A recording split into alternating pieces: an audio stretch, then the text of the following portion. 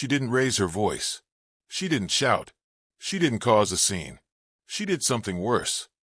A white woman stood in the aisle of a packed airplane, pointed at a black man, sitting quietly in first class, and said, "You're in my seat." The cabin froze. Not because he argued, not because he panicked, but because he stayed calm. Too calm. She laughed.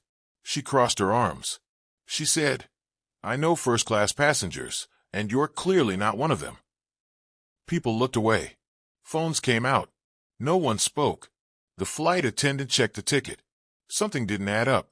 Then the man stood up. Not angry, not defensive, and with a voice so steady it shook the entire plane, he said, "Call the captain." Moments later, the captain walked out, looked at the man, and froze, because that random passenger wasn't who anyone thought he was. And when he finally spoke 4 words, the entire plane went silent. "I own this airline." The cabin went quiet, not because of turbulence, not because the seatbelt sign flashed on, but because a sharp, confident voice sliced through the low hum of the aircraft like a blade. "Excuse me," the woman said, standing firmly in the aisle. "You're in my seat." Heads turned instantly. A few passengers leaned into the aisle. Others froze mid-scroll on their phones. Everyone felt it. That sudden tension that makes the air feel heavier. The man she was pointing at didn't react the way people expected. He didn't jump up. He didn't argue. He didn't apologize. He simply looked up. Calm. Unbothered. Almost relaxed. He was a black man in his early 40s, dressed casually. Dark jeans, spotless white sneakers, and a gray hoodie zipped halfway up. A pair of expensive-looking headphones rested around his neck. But no one noticed that detail. What people noticed was what he wasn't wearing. No tailored suit. No shiny watch. No obvious signs of wealth or power. The woman crossed her arms tightly across her chest. "I paid for first class," she said, her voice loud enough for half the cabin to hear. "You need to move. Now." The man glanced down at the boarding pass in his hand, then back up at her, completely steady. "This is seat 2A, he said evenly. "And this is my seat." A scoff burst from the woman's mouth. "Don't play games with me. I know first-class passengers, and you're clearly not one of them." The words hung in the air. Someone a few rows back shifted uncomfortably. A man by the window looked down, pretending to be deeply interested in his phone. Another passenger whispered under their breath, "Oh no, here we go." The flight attendant noticed the scene and stepped closer, her professional smile already in place. "Ma'am, may I see your boarding pass?" The woman didn't hesitate. She slapped the ticket into the attendant's hand with a sharp flick of her wrist. "He stole my seat," she said. "I want him moved. Immediately." The attendant scanned the boarding pass. Then she paused. Her brows knitted together just slightly. She checked it again, because something about this situation didn't add up at all. The woman let out an impatient sigh, clearly annoyed that this was taking longer than she felt it should. "My name is Karen Whitmore," she announced loudly, as if saying it should instantly solve everything. "And I fly twice a week. I know exactly how this works." The flight attendant maintained her polite smile, though her grip on the boarding pass tightened slightly. She double-checked the information, then looked back up.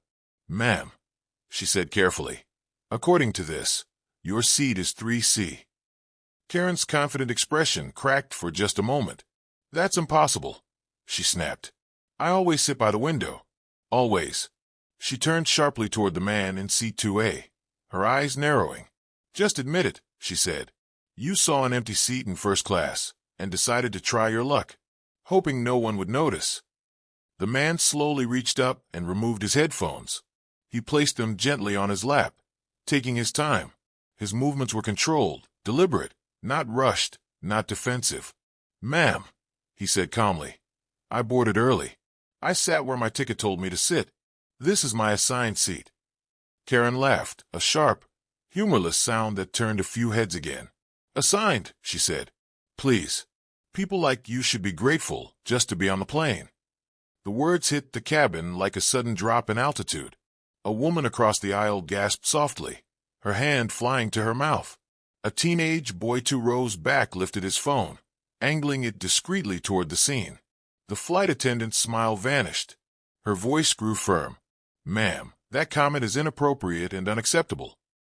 Karen waved her hand dismissively. "I'm not being rude. I'm just stating facts." That's when the man stood up. Not suddenly. Not aggressively. He rose slowly, calmly, with a quiet confidence that made nearby passengers straighten in their seats without even realizing why. He wasn't tall in an intimidating way, but he carried himself like someone who was used to being listened to. He looked around the cabin for a moment, at the curious faces, the uncomfortable glances, the phones pretending not to record, and then his eyes returned to Karen. "Let's do this properly," he said, his voice steady and controlled. There was no anger in it, only certainty. And in that moment, something shifted. The tension didn't disappear. It sharpened. Karen's lips curled into a slow, mocking smile. "Oh, please," she said, letting out a short laugh. "Are you threatening me now?" The man shook his head once. Calm. Controlled. "No," he replied. "I'm asking you to call the captain." That single sentence shifted the mood again.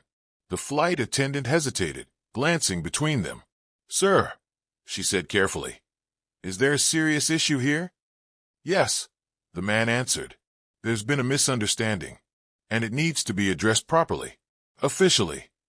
Karen threw her head back and laughed louder than before, clearly enjoying the attention. "This is unbelievable," she said. "Fine. Call the captain. I'd love to see how this turns out for you." Passengers leaned forward in their seats now, no longer pretending not to watch. A man in the aisle seat folded his arms. Someone a few rows back whispered, "This is about to get bad." The flight attendant nodded once and stepped away. Seconds felt like minutes. Then the cockpit door opened. The captain stepped out, adjusting his hat as he walked toward the commotion. He scanned the aisle, taking in the faces, the tension, the phones half raised. "What seems to be the issue here?" he asked. Karen didn't hesitate. She pointed directly at the man. "That man stole my seat, refused to move, and is now causing a disturbance."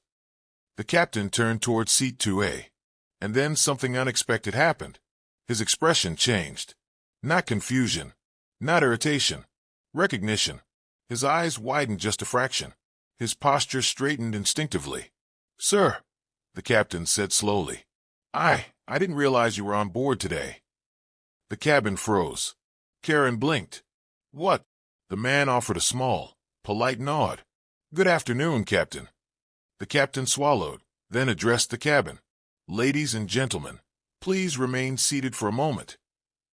Karen's voice trembled as panic crept in.